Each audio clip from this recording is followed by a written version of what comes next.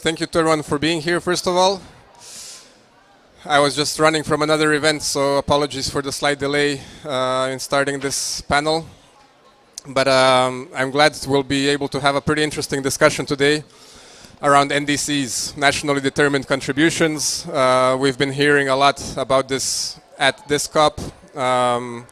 Governments are already preparing and finalizing for next year the new round of NDCs, which are supposed to be, more actionable, more concrete, more coherent, more ambitious, and involve many different elements. From our side at the IOE, the International Organization of Employers, we obviously focus a lot on employer priorities. We believe that there's an opportunity for NDCs to be more focused on labor market elements, on labor market impacts, and also on how private sector can engage more and scale up action. And today, that's what we're going to hear about. We have several member organizations joined with us from different countries. And we will also have the honor and the pleasure of some introductory remarks from the ILO and Ms. Mia Seppo.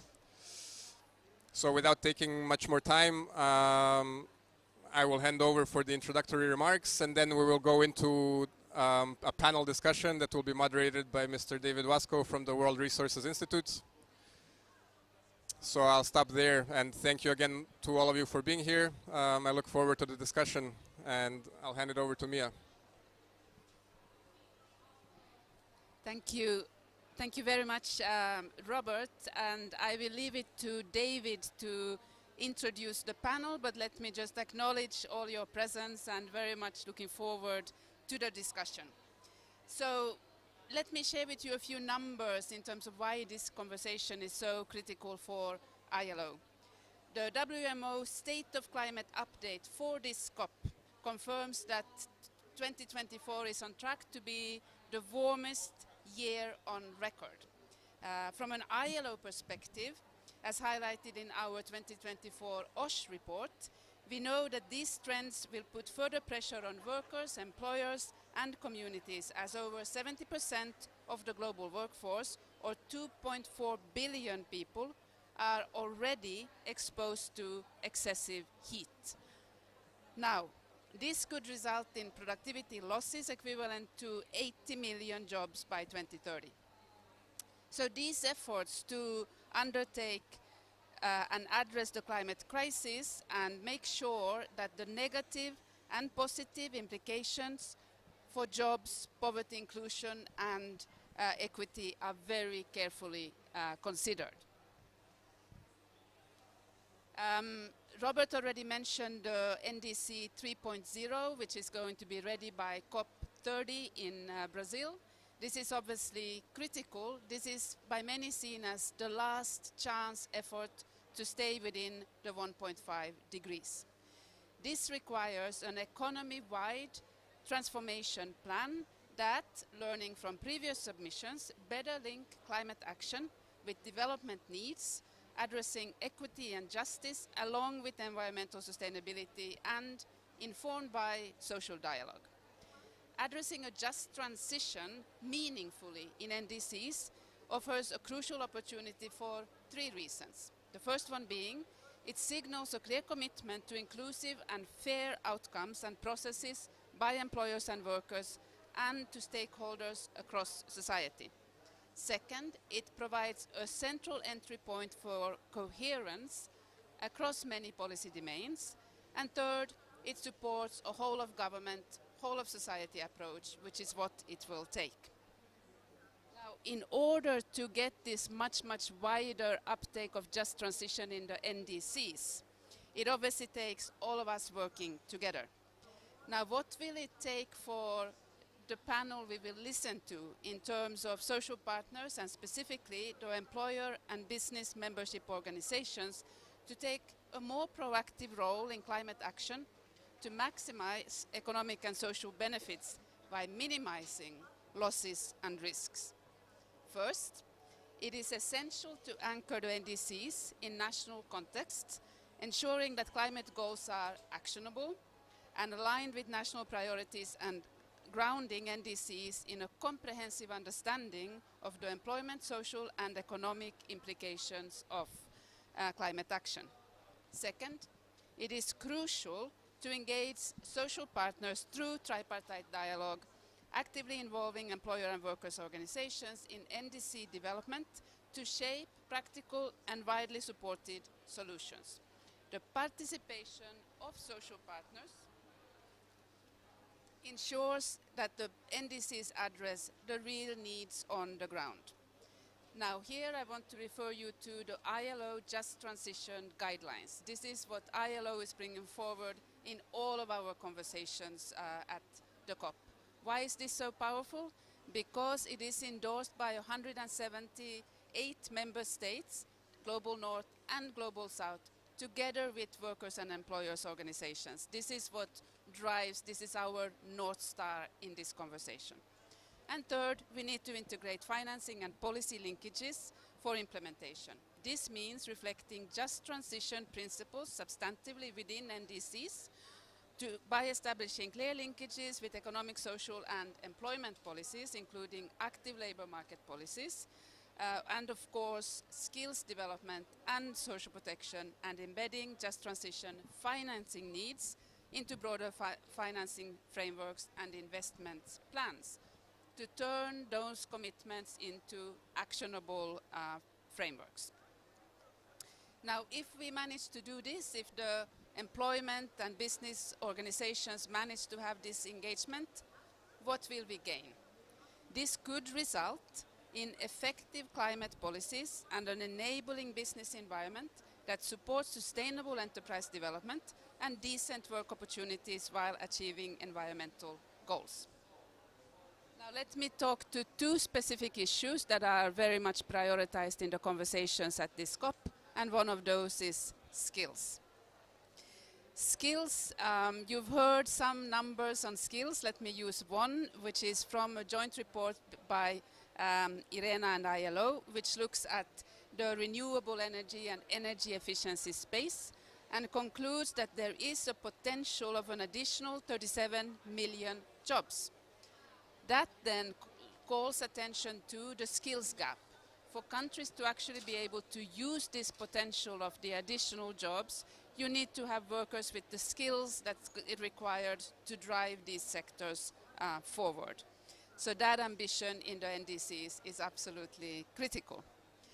Now let's turn the focus to sustainable enterprises. Sustainable enterprises are, as I think we will hear from the panel, the engines for job creation and growth. They are the engines for innovation, and they are critical for a low carbon resilient economy. So obviously from an ILO perspective, we also draw attention to the MSMEs, as this is the bulk of the economy in so many countries, especially in the Global South, but not only. A successful joint transition requires coordinated action across governments, businesses, employers and workers' organizations, international bodies and relevant stakeholders, and active participation in global frameworks such as the Just Transition Work Programme, which, as you all know, is being negotiated and has a lot of attention at this COP. Let me conclude by reminding you of the global call for fostering social dialogue for a just transition to a resilient low-carbon economy that was launched at the Hamburg Sustainability Conference, and that really draws attention to the importance of social dialogue and the importance of involving social partners.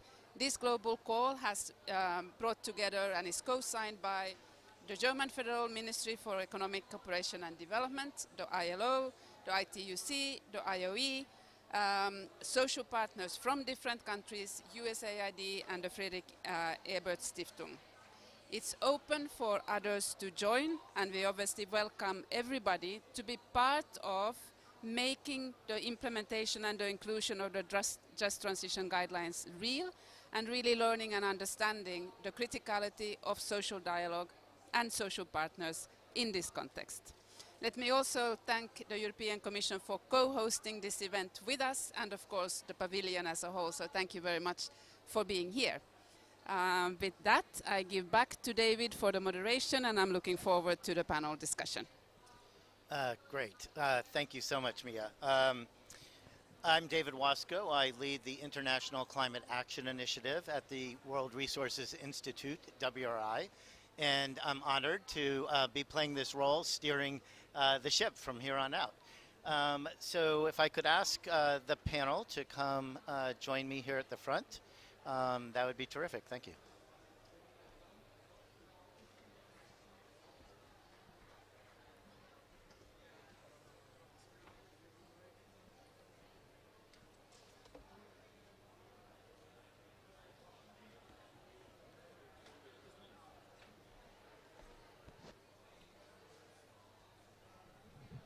And as we go, if folks could raise their hands to indicate that you're the person I'm referring to.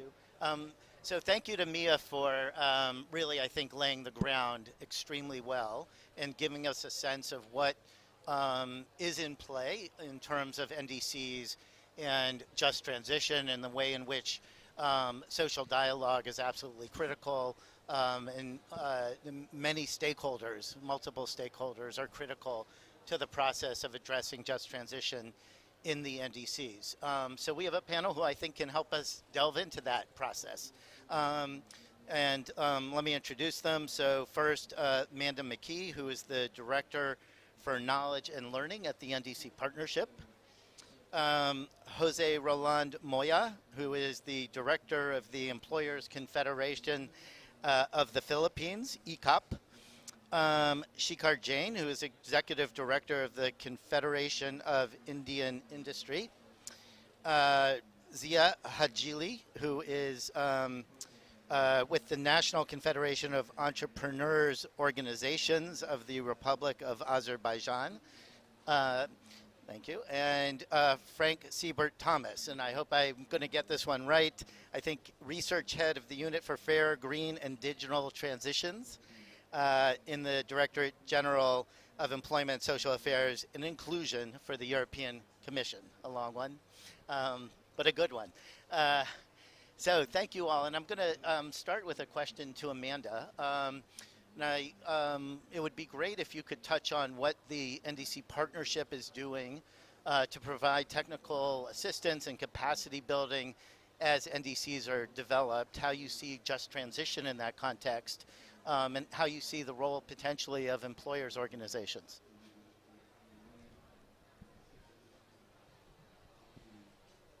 Great, thank you, David. So I wanted to start by setting the context for NDCs 3.0, which Mia did that in the opening.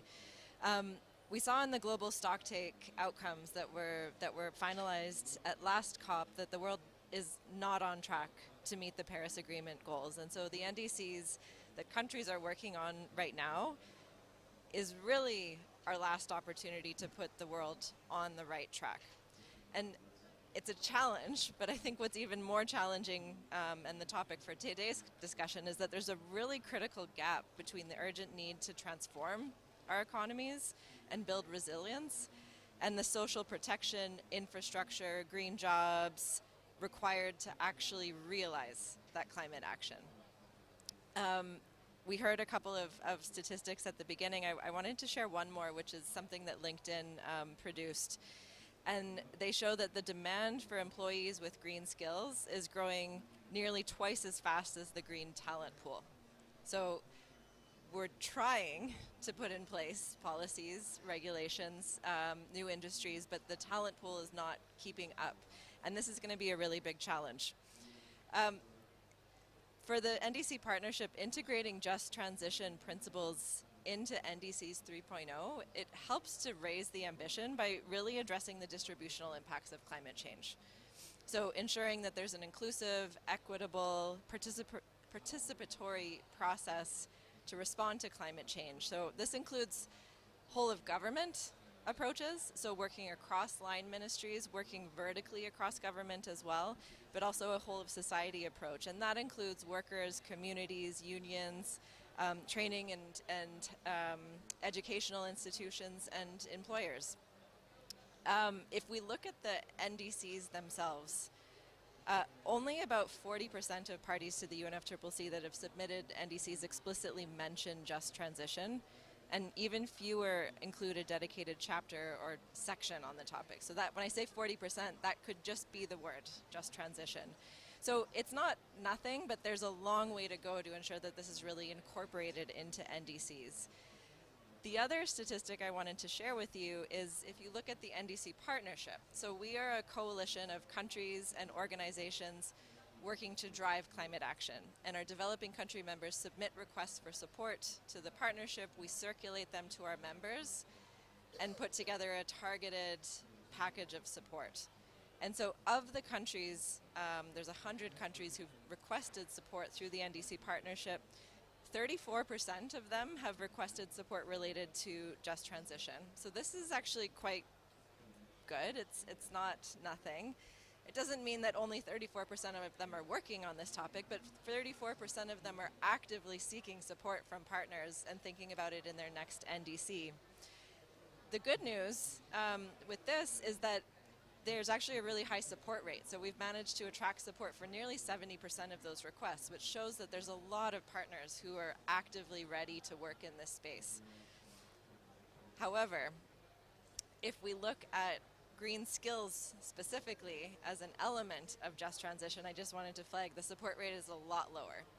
So there is certain types of support in this field, but it's very differentiated according to the type of activity. We've done two things through the NDC partnership to really generate interest, support on NDCs 3.0. The first one is we launched something called the NDC 3.0 Navigator earlier this year with the UNFCCC. It helps direct countries to relevant opportunities, strategies, and resources to give them ideas on how to update, enhance their NDC in a nationally appropriate way. And we reflect just transition in the tool as a pathway specific to ambition. And then complementing this, we also have what we call our global call on NDCs, where we encourage countries to come forward with specific requests to update their NDCs and match them with support. We also have some funding available. So I'll leave it at that, David. Thank you. Great. Thank you very much, Amanda. And I think really interesting to hear about the growing interest in elaborating just transition issues in NDCs, but also that there are some areas that perhaps need some more attention, particularly around skills development, green skilling. Thank you. Let me turn to Jose now, and it would be great to get a sense of the work that ECOP is doing on sustainable development and just transition issues, and particularly around your participation in the Philippines Just Transition Roadmap, the development of that, and what you've been doing to work with the Philippines government on their NDC. Yeah. Good afternoon, everyone. Let me just start by commenting on the insights shared by Amanda about the NDCs. I know that the Philippines has submitted its commitment for the NDCs in 2021, and it's up to be updated in next year, 2025. And in the document, I saw a lot of mention about the role of businesses, and it enumerated several industries that are critical, especially in the transition to a low-carbon economy. I'd like to point out some of the roles specified for the business sector, among which is,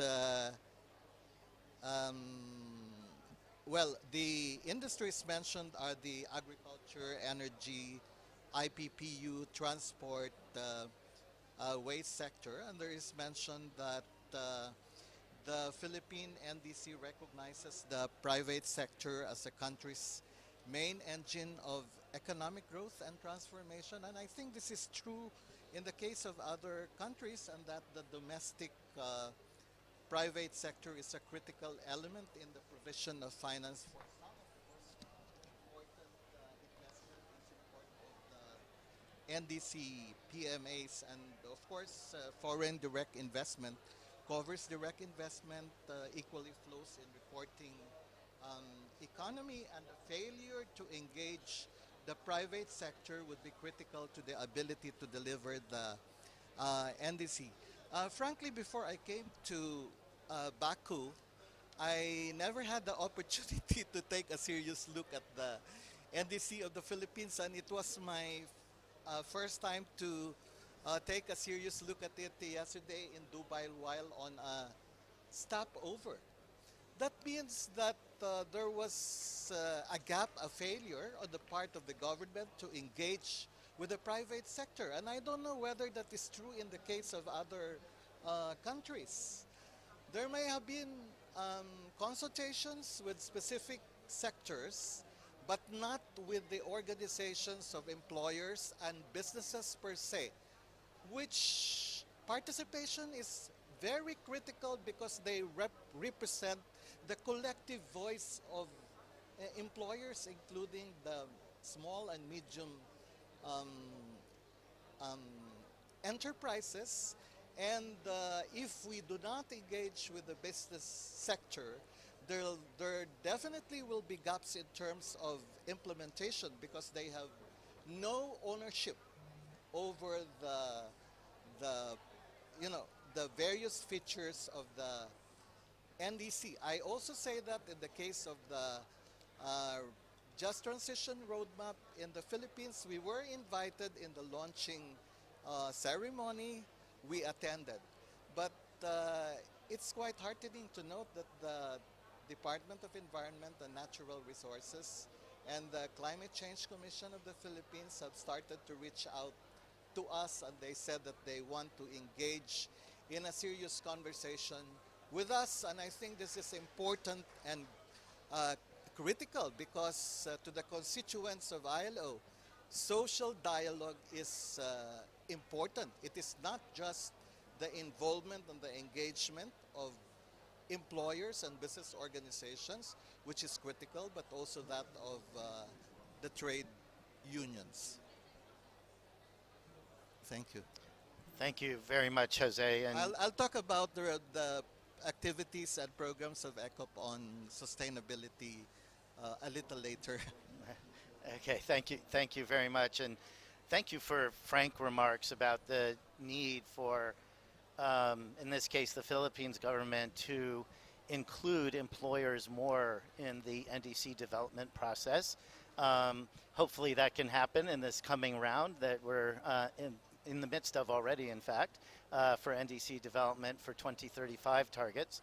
And I assume that's both for just transition and green skilling issues, but also more broadly, the need to have that engagement. Let me turn now to Shikar, and a similar question, if you could talk about CII's work on sustainable development and just transition issues, and also how you see that in the context of the NDC and any work you've been doing with the government on that. Thank you, and I think this is a very important topic that has been picked up of connecting NDCs to so-called labor issues and the skilling part of it. I think. So there are two things over here which we see from Indian perspective. One thing, I think somewhere ILO as a key constituent has to, under the Paris Agreement, try to bring this dimension that when we talk of NDCs is largely the climate-related environmental targets that the governments are setting. Indirectly, to achieve all those targets is where the labor connect comes. So including labor directly into NDCs, that connection is not so clearly depicted when NDCs are getting made as per the Paris Agreement or when the nations are making it. But when we go into the detail part of that, might be there this part of transition leading to labor should be coming, because as I was hearing that from ILO you already have a complete guidelines for transition which has come up. So somewhere what you should recommend to the negotiations is the NDCs, even if they don't address about labor directly, but the implementation to achieve those targets will have a very important constituents which involves the labor. So that's one part of it, which is more from the government point of view or from the Paris Agreement point of view. Now, when it comes to the private sector, from the industry point of view, where the role of CII becomes very critical, uh, uh, what we have started ourselves. So I will say that this is a gap between what government process of NDC's implementation is working and where the private sector sort of implementation of transition is working from the labor point of view per se. So when we see it from CI perspective, there are three things happening. One, where easy adoption is taking place is where the new green jobs are getting created, because India's NDC says that we will go for renewable source of energy to the extent of 500 gigawatt. So for development of 500 gigawatt, already 200 gigawatt is in installation in India, and we have a target of 2030. So we already have those many green jobs which are getting created. Now, so that's one part. Second comes is where the skilling and upskilling is required are the companies which are going into transition, meaning that they are going for a fuel change. So they are from the normal thermal to fossil fuel, they are going into renewable part. There will be a change in technology in the existing assets. Those are the areas where we need to see that these guys are skilled and they are upskilled. Otherwise, there is a concern that they can end up losing their job because there is a shift in the technology happening up. Third thing which is very relevant in India, what we are seeing is that when the NDCs are having certain targets and private sector is implementing it, there would be certain areas where there will be job loss happening, and nobody is talking of that.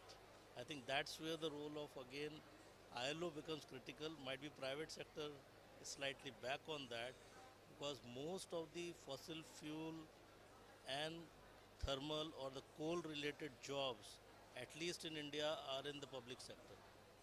So if the transition is happening into the cleaner fuels, the new jobs are getting created there. Now what happens in this particular case is that how do we balance it? So I think these are the concerns which when we go into NDC 3, when we go into NDC 3.0 has to be clearly reflected, and I think that's the way at least in India we are looking for. Thank you. Great, thank you very much. And I think that's a really helpful emphasis on the importance of the labor transition, how that gets reflected in the NDCs, job gains, skilling for the new green jobs, and then dealing with the job losses that are happening as well. Thank you. Let me turn to Zia now, and if you could give us a sense of what's happening in Azerbaijan. I think you have a recent paper out on sustainable development and just transition issues, and if you could also comment on NDC development here and how you've been part of that. Thank you very much. Thank you very much. You are welcome, all dear guests. You are welcome to Azerbaijan. It's nice to hear you, to see you in Azerbaijan and to discuss such important topics. It's highly appreciated that. And it's a very historical moment in the history of the world and the history of the Azerbaijan, I think, because I would like to go a little bit to the history. If when about in the beginning of the 20th century and the end of the 19th century, when the transformation was in the world from the agricultural sector to the industry, the industry includes oil and gas and different areas, and at that period, all the scientific people all over the world raised the topic that the oxygen is more than norm in the world and carbon is less than norm, and it was a very huge challenge at that period if you see the reports or some newspapers at that period. And in now and it happened during 2,000-3,000 years, and but in last 100 year we see the very huge rapid change of the situation, and it's really challenging, and humanity thinking about that. It is important issues that we are here and we are discussing that. This process is itself is very important. At that time, when the people began to work in the industrial field, they began to rise this transformation process, new workplaces, and what we will do, how we can work in there, what's the regulation in there. At that time, in Azerbaijan in 1904 was agreement between workers and employers, and then the name is this contract was the Mazut Constitution.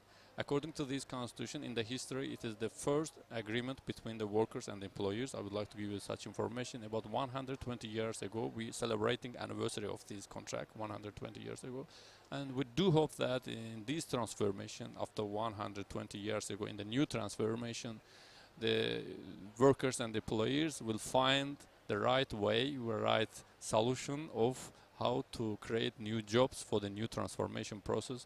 We hope that. About Azerbaijan, I would like to give you short information that Azerbaijan joined to these Kyoto Protocols, Paris agreements in 2015. After that, in 2023, we updated our NDC, and compare with the first one, I would like to give you short information that for Azerbaijan business sector, it was very interesting because updated NDC list 4 sector policy areas. It was energy, industrial process and products use, agricultural land use change, and forestry, waste. So energy sector includes provisions for herd supply and transport in this NDC. But it is important for the business community in Azerbaijan to note that industry has been included as a sectorial policy, because the sector was not explicitly part of the first version of the NDC. This is a sensible call to action, as industry emissions doubled in 2016 compared to GHG emissions in 1990. So it is one of the important part that the business participants and the employers thinks that we need to participation of the emissions of this process. But with this process, as you know, Azerbaijan declared until 2050 we have some goals, but Azerbaijan completely will transform to the green economy. It's about 2071. It's very, how we can say, extremely high ambitious goals, not only for Azerbaijan, so for all over the world. But what we did as a Confederation of Azerbaijan, as you mentioned, the position paper prepared during the last 4 months, and in cooperation with the experts of the ILO, and the position paper you can find from the QR codes in here, and this is very, again, more than 50-page document. I think it is a very comprehensive research document with the ILO experts. We indicated in there what we did during this process from beginning of the legislation, how new legislations adapted, and how many new authorities created, and what is their aim, what's their responsibility, and what's our, how we can say, responsibility for that for future. But in the document you can find in every topic, for example, about legislative issues, these legislatives are accepted. We did short SWOT analysis to them. Where is and what we need to do in here, and what on behalf of vision of the entrepreneurship and on behalf of vision of employership, we are trying to give our own comments to that. And end of the document we did surveys. As you know, survey is very important in this topic, because according to the free and how can I say, international adapted rules, surveys gives you a lot of information from the real sector. In different countries, I'm participating in some pavilions. I see that in different countries, as my friend from Philippines mentioned, that it is not, how can I say, it is not developed dialogue between entrepreneurs and the government in this topic. In different topics, there is excellent dialogues. They can find about investment policies, financial accessibility fundings, cooperation with banking sector, with agriculture sector. But if we are talking about the green transition process, during the last 20 years, it's developed. But to be honest, to say that in every country, this problem is solved. It is again challenging. And but for Azerbaijan, there is in this case we have already used platform in different topics. The platform is as the UN recommendation in Azerbaijan, there is such platform. In every 2 years, we are signing general collective agreement. This there is triple part in this contract. This is very unique document that government takes commitments. You know, in every commitment to accept for the government some commitment is not so easy. But this is there is very exceptional in this document, and according to this document, these trade unions of Azerbaijan and the Entrepreneurs Confederation of Azerbaijan and the Prime Minister signs this contract, and we are three part getting the commitment about the development of the legislation on behalf of workers' view, on behalf of entrepreneurs, and on behalf of government view. And according to this contract, we are creating councils, which councils are participating entrepreneur people in these topics. And in Confederation, we created Environment Commission, which we are discussing all NDC ideas and NDC priorities in there, and we are giving our ideas by position papers, small position papers, to the government. I think this can be work not only for Azerbaijan, it is very useful for other parts, because if you sign some contract, it means that you have to do that. And if you, until to agreement, you need to discussions. The problem is in the discussion period. Sometimes they are signing the document, but from the real sector, no one gets any information, and no one gets the information for that. But survey information gives us, for example, 58.7% of the participants of the services that there is lack of knowledge, expertise in this area. This is not only for us; it's for the world. This is very challenging issue. Another one is the lack of financing opportunities. You know, today we are discussing that the leaders came, and we are discussing the financing topics, how they will finance it. And it is direct finance or indirect finance. Also financing and the subsidizing this area. There is very, how can I say, cautious line between the direct financing and indirect financing. For example, degree of the President of Azerbaijan in 2019, it says that Azerbaijan government subsidizing agriculture who will use the renewable innovative equipment for the water management of the agriculture. If you will use these equipments, we will subsidize your business and you will improve agriculture sector. In 4 years in Azerbaijan, until about now, it was 50,000 hectare grounds in Azerbaijan transformed to the innovative water management field. But now the target is to reach 100 hectare grounds. But this is direct support to the agriculture. But end of the day, we see that this is indirect support to the green economy, because you know you directing in the documents is so that support to the agriculture, but we know that in the end of the day they will productive, if they will product a lot of coin, a lot of how can I say product, it means that this green they will support the green food economy also. So there are a lot of topics to think. We are doing a lot of things. We have more than 15 commissions in the Confederation. We are working with employers.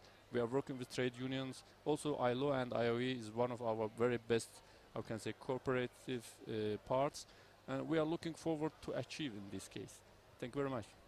Thank you. And it's terrific to hear that you're putting together materials to feed into the government on the NDC and how they can address these green transition issues. Thank you. Let's finally turn to Frank, and if you could give us a sense of how these issues are playing out in the EU. And the EU certainly has been working on just transition issues as long as any part of the world, I think, perhaps. And if you could give us a sense of how that's playing out in the NDC context, that would be great. Yes, thank you very much. Thank you, again, welcome to all of you to this pavilion, which, as was said before, thank you to the ILO for partnering in this pavilion. We have been, this is the third time, and I just can announce we want to do that also again next year in Brazil. So maybe we can showcase some of the examples or some of the outcomes of this discussion, and also the outcomes of what will be in the NDCs in that context. Happy to do that. And thanks to the IOE for organizing such an event and for taking up the space, because that's what the purpose of this pavilion is, that stakeholders, partners take it up for an open discussion and exchange here, and I'm grateful to all of you for this. In the interest of time, I'll try to be short. I would like to make 3 points maybe. First, the just transition context at European level. So as you know, the European Commission adopted a so-called European Green Deal with a target to become climate neutral by 2050 in 2019.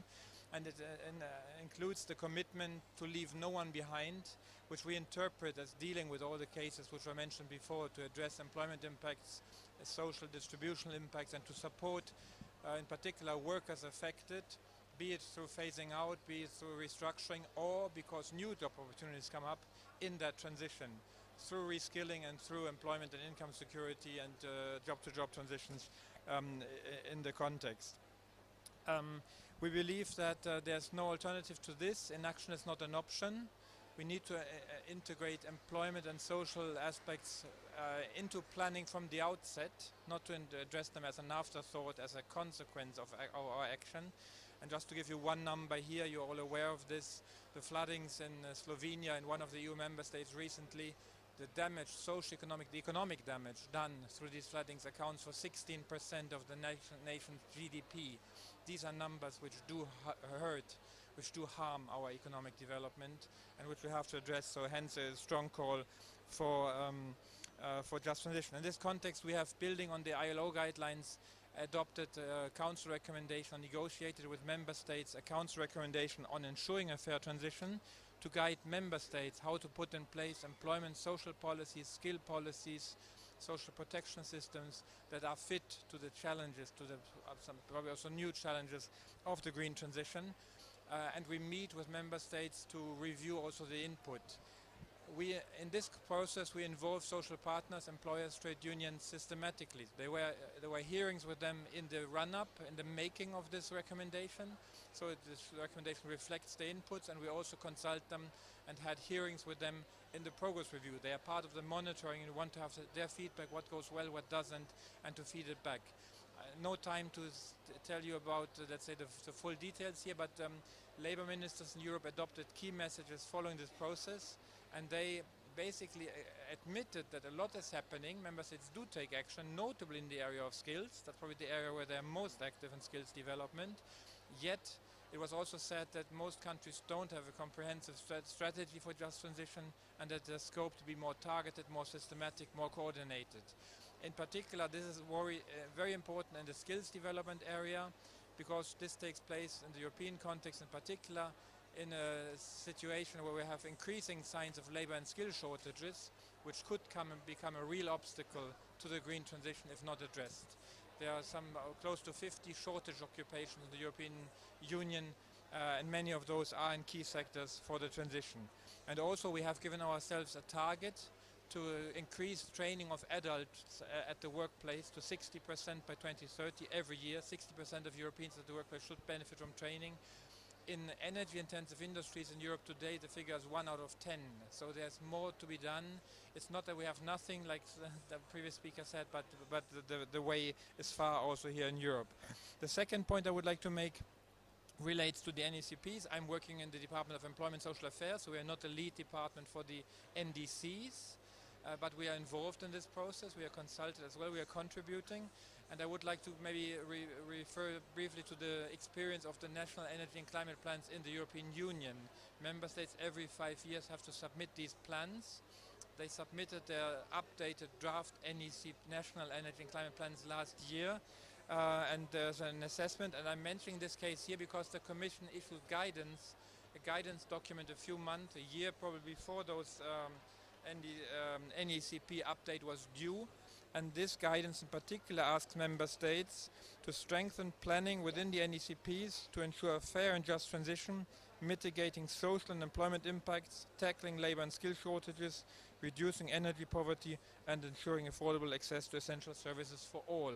And this is being assessed. Here again, it's not true that nothing has been done, but the way is far, and the assessment shows and states explicitly that those aspects, social aspects, are not assessed a lot yet, and the same goes for skill needs or the related costs of reskilling and upskilling, which are absolutely essential in this context. And I think this, without preempting the NDCs, is something we would also expect in that context. So we can do better probably also there going forward here. And my last comment as an outlook, the Commission has in February of this year presented a communication proposing an intermediate emission reduction target for 2040 of reducing emissions in the European Union by 90% compared to 1990 levels. And I'm referring to this because obviously this sets the framework for the NDC contribution.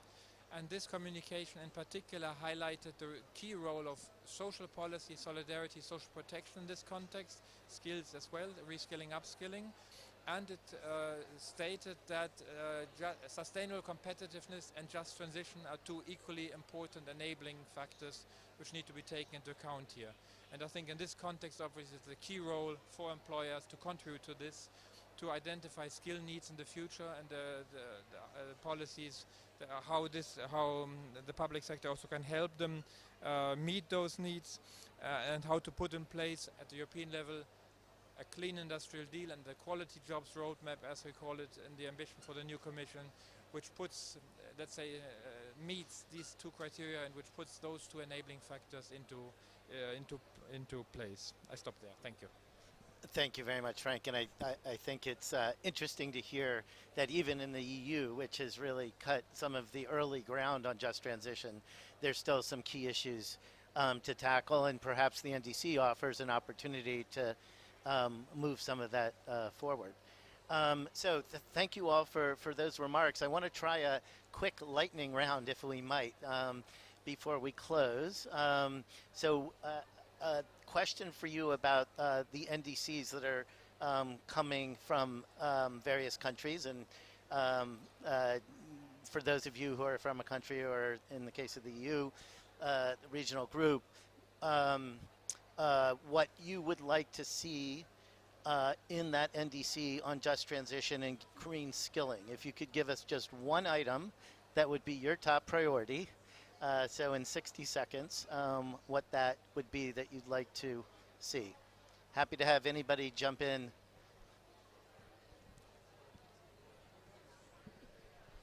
Well, I'll give my perspective. So the one thing that I would see in the NDC, I think, is really leveraging the means of implementation section of the NDC to signal the support that countries need.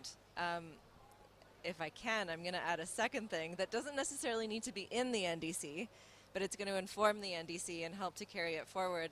And that's the whole of society approach that we've heard so much about, but really ensuring that it's meaningful whole of society. So there's a difference between engaging people and engaging the right people, and engaging people and engaging them at the right time and in the right ways. And I think we've heard a lot of really great examples here, so I'm hopeful. Thank you. Thank you, David. I think, as we mentioned all about the importance of the topic, the main issue is to find the dialogue and to find the discussions, to do the surveys, and how we can say, realize to come to the measurable results. Therefore, we need the right data from the real sector and from the targeted groups, which are thinking about that on behalf of employers' view, on behalf of workers' view. So to complete with one sentence, I think very important is discussions, dialogue, and to work with the right personnel, to do surveys, and to come to the conclusion with the real measurable results. It will reach us to the, how can I say, our targets. Thank you. Thank you. I think for this to be implementable, so there are two things that we are discussing over here when it goes into NDCs 3.0. So like we are saying that there are carbon credits which are going to be there. I think we have to see that the labor is not left behind into it. So what are those type of credits that comes from the labor point of view, if something can be innovatively thought. But one thing that we have realized in India, because as in the beginning it was said that 2024 is one of the warmest year as of now, as the meteorology data shows. There is a lot of heat stress related things which are coming up. So in NDCs 3.0, we have to, when we are saying of raising the ambition and we are saying about climate finance, I think these two conditions have to be inserted very diligently, that when we are saying of raising ambition, no one is left behind, sort of a dialogue that we have to just look into.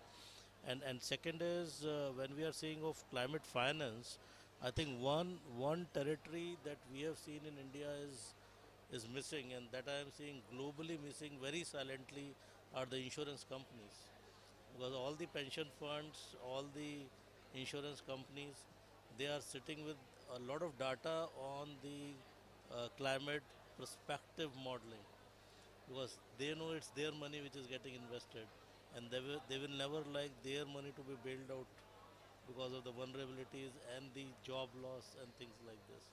So I think for a better labor protection from the money point of view also, we need to involve the insurance sectors, so that there can be in case there is a job loss, or in case there is a transition happening, the money part, the pension part that the labor receives should at least continue, because the labor has a complete family to support, and that's where the larger community comes in.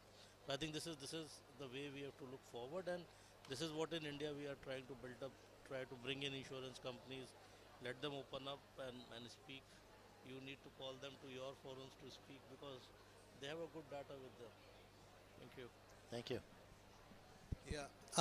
In the area of skills development in the context of just transition, I think it's important to emphasize the role of micro credentialing, recognition of prior skill and enterprise-based training, especially from a country where there are millions of overseas workers. When they come back to the country, they have acquired skills which, when certified, would bring them to better and well-paying jobs. That's number one. Number two is that while employers organizations mandate or major role is policy advocacy, it is also important to translate this policy role into direct action. So employers organizations must walk the talk.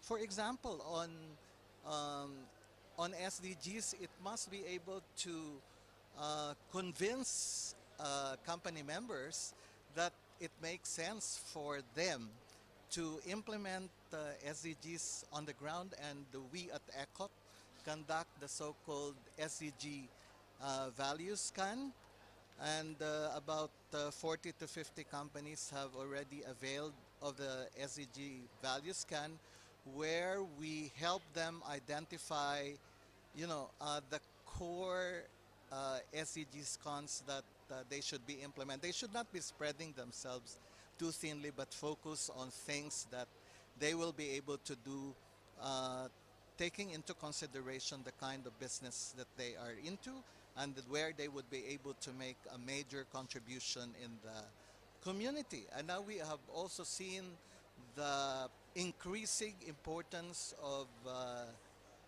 ESG. That is another sphere where employers organizations should start doing something concrete. So right now there is a team from ILO and the Confederation of Danish Industry who are in the Philippines, who will train our staff. Incidentally, it is our internal staff who conduct the SDG value scan and who will roll out the training on ESG. We won't rely on external consultants because they are expensive, and it's important to build the capacity of employers, organizations to be able to walk the talk and be able to deliver these services to their members. And then I'd also wish to point out an important milestone in the history of bipartisan in the country. Last October, we signed a just transition roadmap with one of the largest trade unions in the country, that is the um, Federation of Free Workers, where we agreed to organize and establish a national bipartite committee.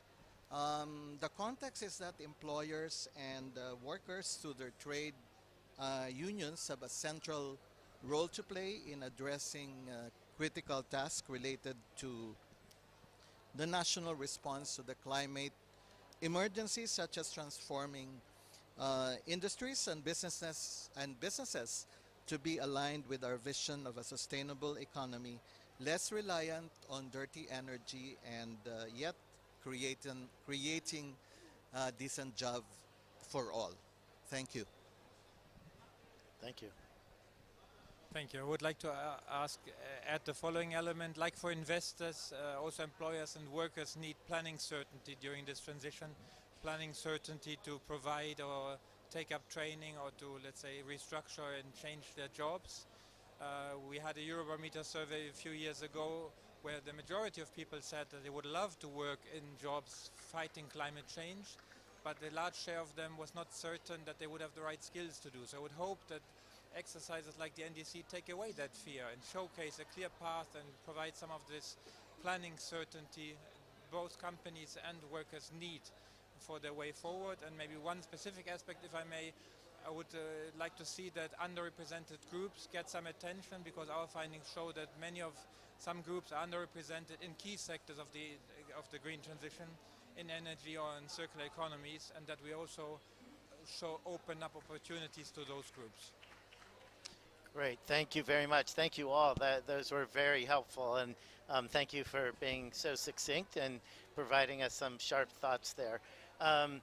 This concludes our discussion today. I think that we came away with a reminder of how important the labor transition and green skilling is, the need for finance to be able to back that, that we should keep in mind a broad set of types of employers, including micro enterprises, and that we need planning to back all that. And then I think above all, when we're thinking about NDCs in particular and bringing all those things to NDCs, the critical need for stakeholder dialogues, for social dialogue that brings employers along with workers to the table with governments as the NDCs are developed. So thank you for all of that. Thank you to Mia for kicking us off so well. Thank you to the panel for your remarks. Thank you to the IOE for organizing this event. And thank you to the Just Transition Pavilion for hosting us today.